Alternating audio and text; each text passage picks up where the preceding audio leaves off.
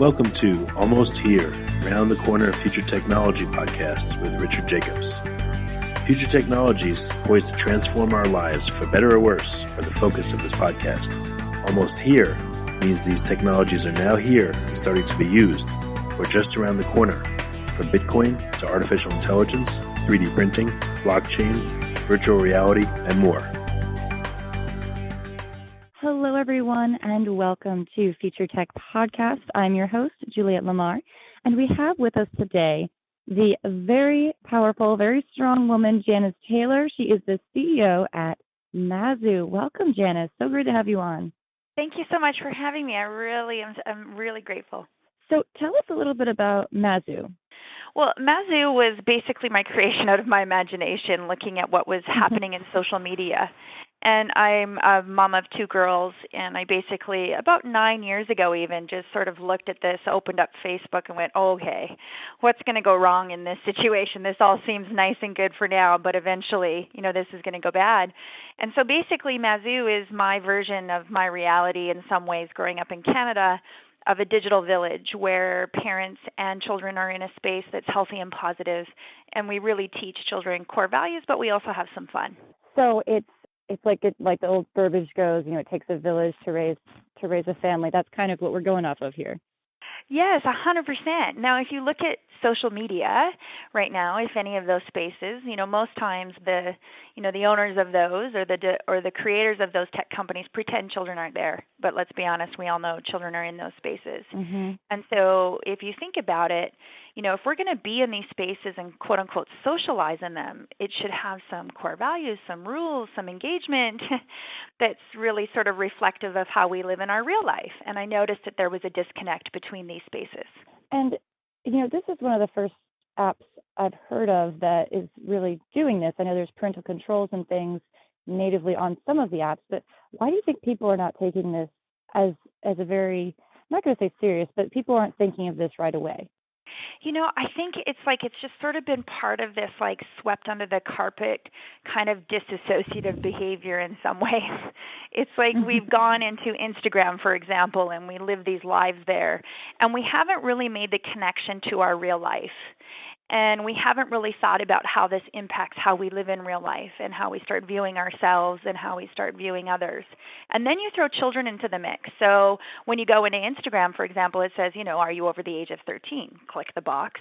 Well, how hard is that for a 7, 8, 9, 10, 11-year-old, 12-year-old to do?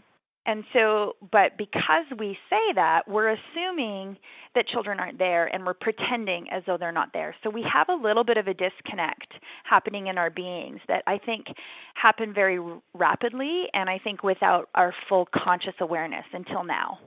Absolutely. And I have worked with children in the past and, they really don't understand the disconnect between real life and a social media platform. What they see on there, they take it at face value, and then when they start to mold themselves to their, I guess idols, they mold themselves to people and the things they're seeing on there, not realizing it's persona or it's not necessarily real most of the time. It's creating such false identities and such false goals, and it can be probably pretty detrimental to them in their growth, in their mental growth, and finding out who they 100%. truly are themselves. You've nailed it. I think there's one thing that people need to become aware of is that even though a child can swipe and turn on an iPad, doesn't mean that they're emotionally ready to take in what comes through that iPad. So emotionally, children actually don't stop developing until past their 18th birthday. So imagine teenagers, 14, 15, 16, 17.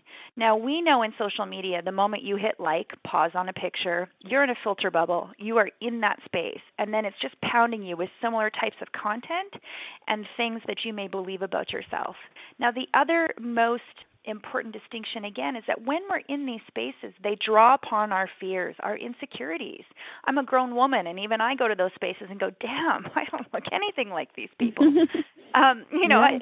Now imagine being a 14-year-old girl, which is what I have, and an 11-year-old girl, or boys, and the moment that she stops on a makeup tutorial, which she thinks is fantastic, that's all she gets.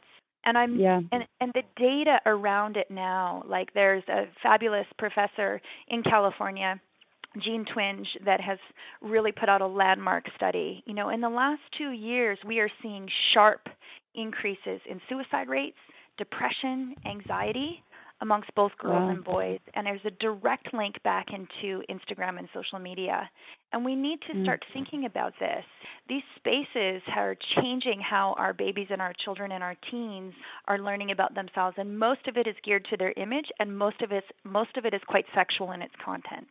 Yeah, I mean, it's all image because, I mean, they are videos, small videos, but it's completely visual, and even the pictures can be edited and they can be distorted, and it's, we've always had this kind of input from, say, magazines or television and movies, but it's just the sheer amount of content. Like when I'm on Instagram as an adult, what I see a lot of times is like, oh, look at these people and look how much success is happening and look how many people are traveling and look how many people are enjoying themselves, when that's just the reality they're presenting. They're really potentially not in that place or not traveling that often, but you have total control of your online persona, and a lot of people are working it for financial gain or for brands, and you just really, even though I know better and I'm a fully developed person, I'm still thinking to myself, oh man, I wish I could travel more. I wish I was going to that place. Totally. And I'm susceptible to it. Yeah, we all are.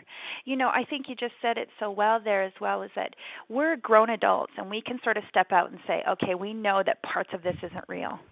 It doesn't change how it may hit within ourselves. Now, for kids, they only see the world from themselves. So they haven't learned this collective mentality or knowing that people are flawed. You have to teach that as parents. Like I'm always telling my daughter, Shia, that's not really real. She wakes up lots of times and doesn't like herself, and she's still a Victoria's Secret model. It's all right, Not everyone feels a 10 every day. And it's just so not really connecting to the other dimensions of who these kids are. And that's the other part of what we do at Mazu. It's that there's more to you than just how you look. You may like bugs. You may be quirky, so many things. But if you're not really connecting to that part of yourself, how will you ever learn about it? And the thing that you said, too, that was interesting, like I grew up in the 80s. I'm a Gen Xer. We had our magazines, we had our TV shows, we had Entertainment Tonight, but then we had breaks.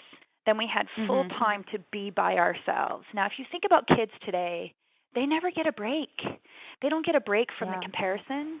They don't get a break from the pressure, from the social. They don't get a break unless I physically go into my kids' rooms and pry out of their cold, dead hands the phone. They're and then I have to hear about it, how I'm ruining their social life and whatever else.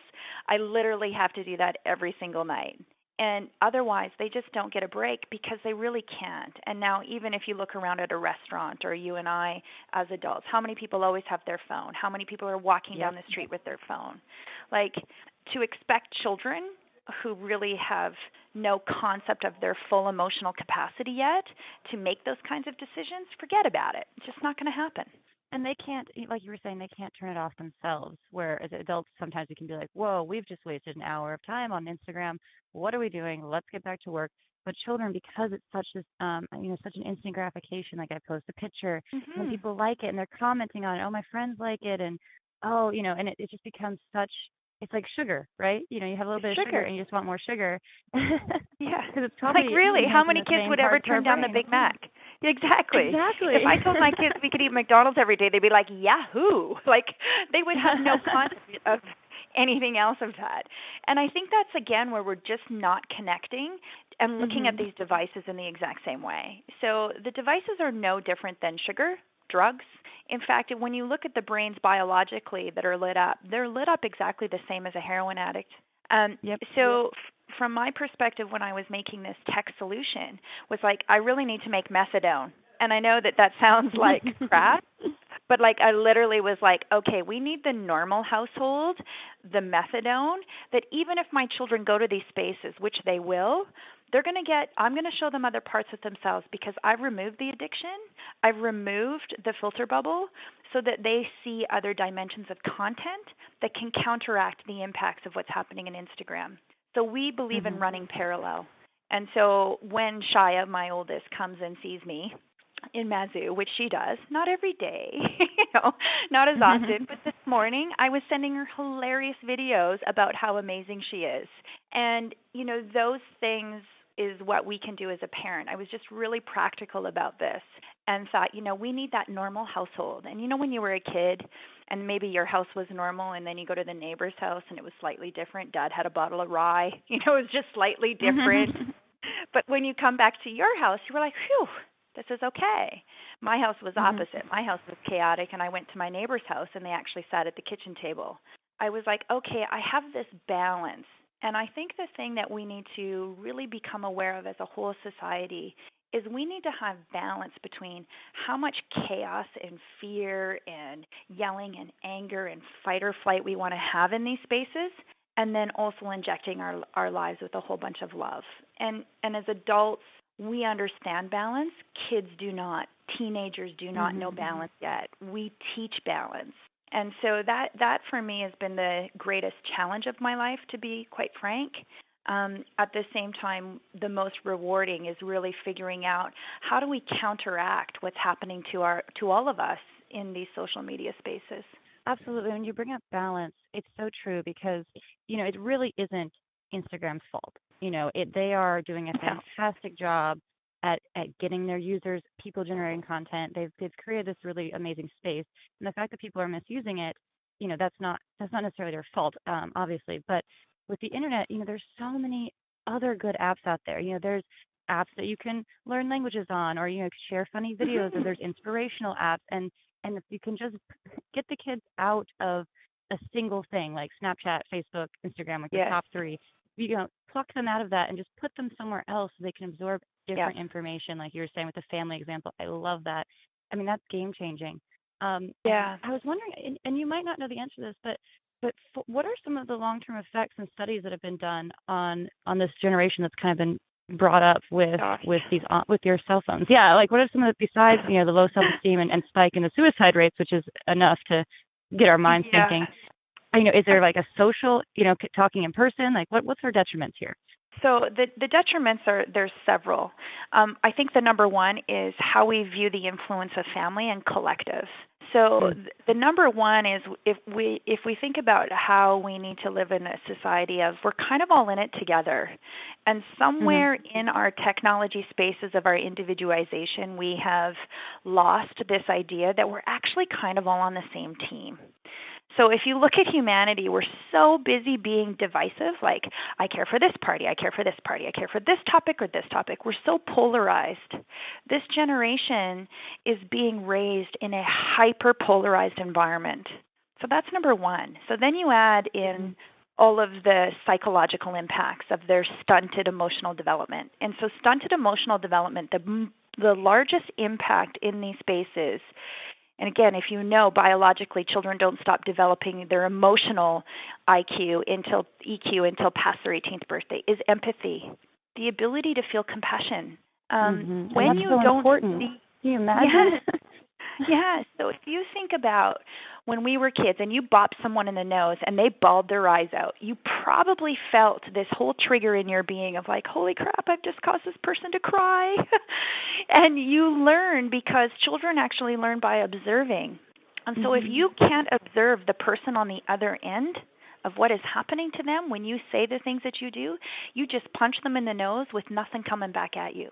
And so, wow, I never thought of it like that. And then they can't learn from their mistakes because they literally are not seeing any kind of response. Wow. Except for maybe if they comment back, but a comment does not trigger that humanistic response. Wow.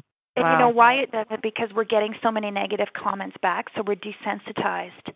So there are neural pathways in your emotional intelligence. Those are actual connections in your brain that teach you sadness, that teach you empathy, that teach you those components. This generation of kids, those neural pathways are not connecting. So by the time they're 18, 19, they will not have the capacity to feel full empathy because they don't witness it in their lives. And that, for me, I got to tell you, is the game changer in how we actually build our society. It's terrifying because if we can't feel bad for each other, in some ways, even if they're on the We're opposite not human. of the political spectrum. We're not human, exactly. So we have to, if you think about it, that's the biggest reason why I made Mazu is we need to wrap our arms around these children and teach them love. We need to raise our kids as a collective village again because we kind of are all in it together. And even if I fall on the separate political spectrums or the separate religious identities of this, that, and the other, we're still humans. And we've got to find a common ground again. And so creating this environment was really about how do we create core values, kindness, respect. Those show up no matter what end of the political spectrum we're in, even if we disagree about that. So, those are just human traits. Those are human traits. Yeah. Yeah, and we used to have a decorum where, we can have a debate, and I can debate, but we don't go below the belt. Don't need to attack each other and in order to be right or wrong. But our current society is all about polarization. And this generation of kids are missing the number one golden rule. We are all in it together and treat your neighbors with love and each other with love, because we do have to be in it together if we really want to solve big problems. And this is where I will be an outspoken person till the day I die.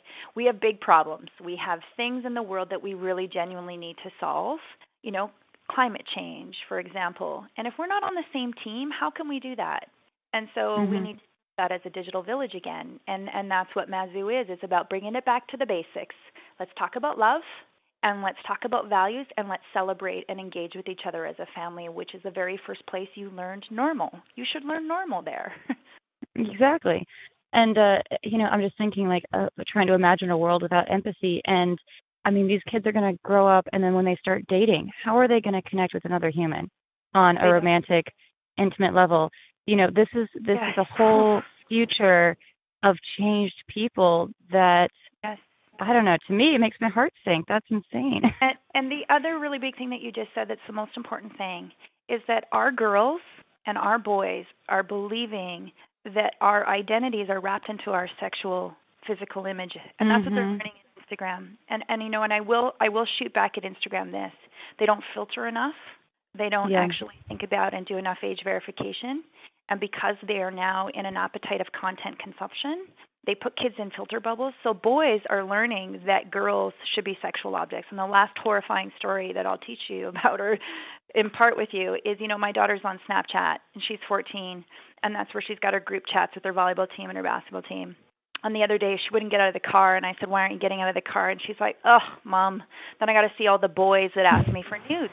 And I'm like, did you say nudes like NEWS, or did you say nudes? Yeah. And as a parent, you're trying to be totally cool and normal. And I was like, so did you send the nude? And she's like, oh, Mom, look at me. She's like, not a yet. No, she said that she didn't want to share her nude because of the way she looked. And I said, how often does this happen? And she says, I don't know, 30 times a month. Wow. I'm like, 30. Again, I'm like, 13, or did you say 30? Every girl, Mom, every girl has to police herself against asking and saying no. And I think that if you think about growing up when we're talking about the Me Too movement and sexual harassment, we are right now training boys and girls as young as 13, 14 years old that it's okay to ask, and if you don't ask, I'm going to cyberbully you until I get it.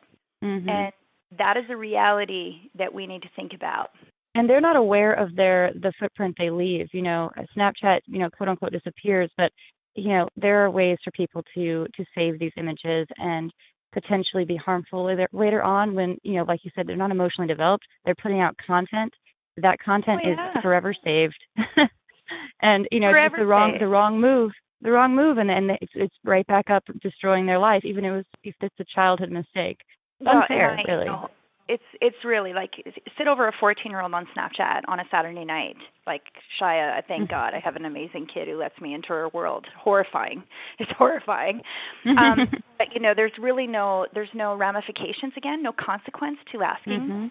And they demand it, or they cyberbully you to get another one. The fascinating thing about it is, I'm not a mother of boys, but I know a lot of moms that are, and they'd be outraged to know. And it's really neither a boy or a girl issue. It's an environment issue. And a society cultural issue because we all kind of know what it's used for, and everybody is pretending as though it's not being used that way, and that it's really just kids putting dogs in ears on pictures. Shia hasn't used a filter on any of that crap for like I hate those filters. 2 years. Like, they're not using it that way. They're using it to really socialize, and boys are using it to get nudes. And girls are actually sending nudes in order to get love. Like, just this morning I had a conversation with her about it.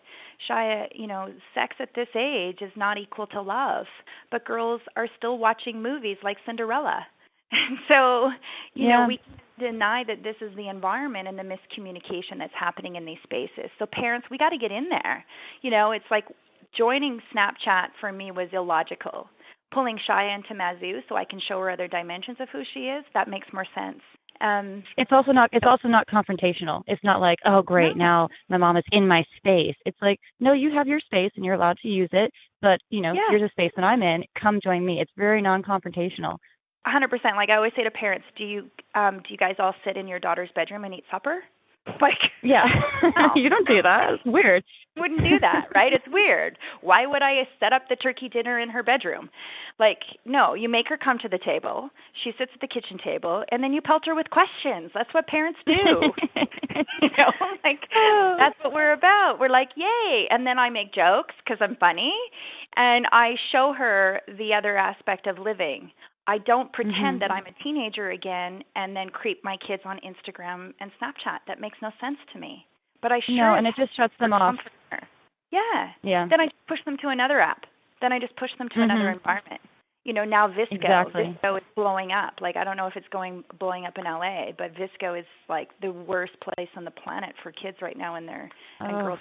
I don't know if you've been there, but it's wild. I've not. Wild. I'm gonna have to check it out just so I know what's going on and like hope that I don't just cry. Well, it's pretty wild. Like, it's again the places that they go. So we as parents, we need to sort of stand our ground. And the thing for me was it's not just about monitoring. I need to teach her. I need to teach my daughter that being smart and funny and quirky and interesting is okay. Because she's not getting that in Instagram and Snapchat. I'm just sorry. She's just not. Not getting the other dimensions of her personality. As her mother, it's my job to show my quirky and weirdo-ness and at the same time to encourage her wonderfulness that's beyond what she looks like.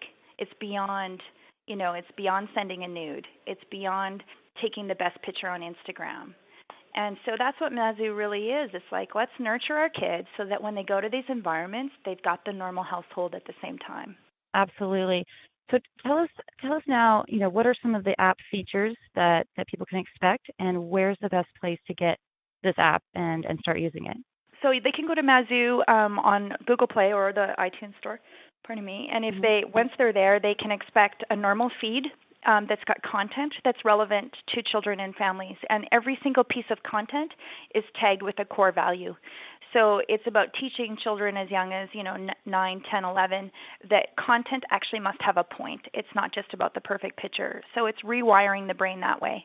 The second component of that is your group chatting. So we kind of slackified the family conversation, topics that are relevant, including grandma, grandpa, aunts, and uncles.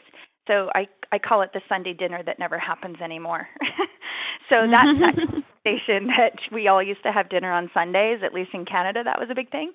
And so it's like kind of that constant kitchen table conversation.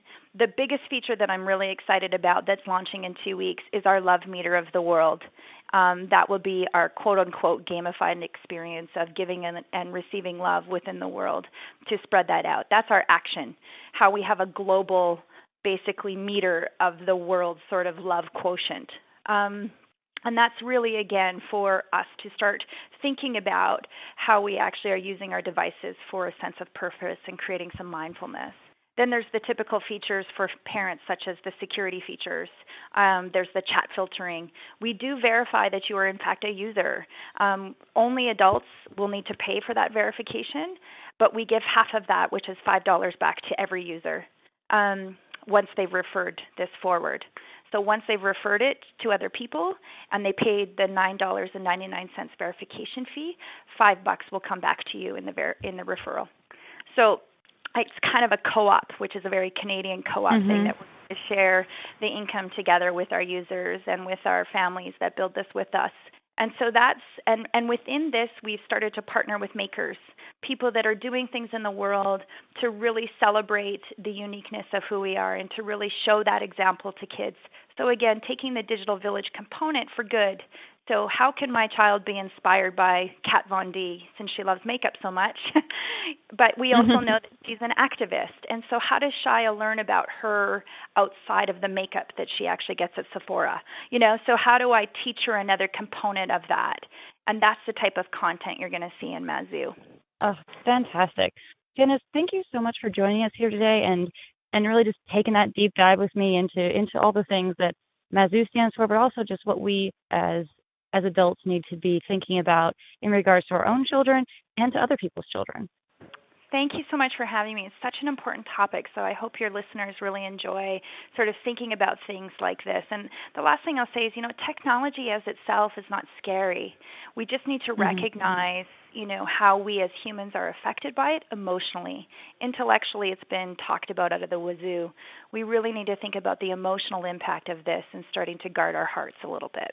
Absolutely. Fantastically said. Janice Taylor, thank you again. Thank you. That was Janice Taylor. She is the CEO at Mazu. Check out this app. It's really incredible. Thank you all so much for joining us here today on Future Tech Podcast. This has been Juliette Lamar. Have a wonderful day. You have been listening to Almost Here, Around the Corner Future Technology Podcast with Richard Jacobs. Subscribe to this podcast, post a review to discover more future technologies that are poised to transform our lives for better or worse, such as Bitcoin, artificial intelligence, 3D printing, blockchain, virtual reality, and more.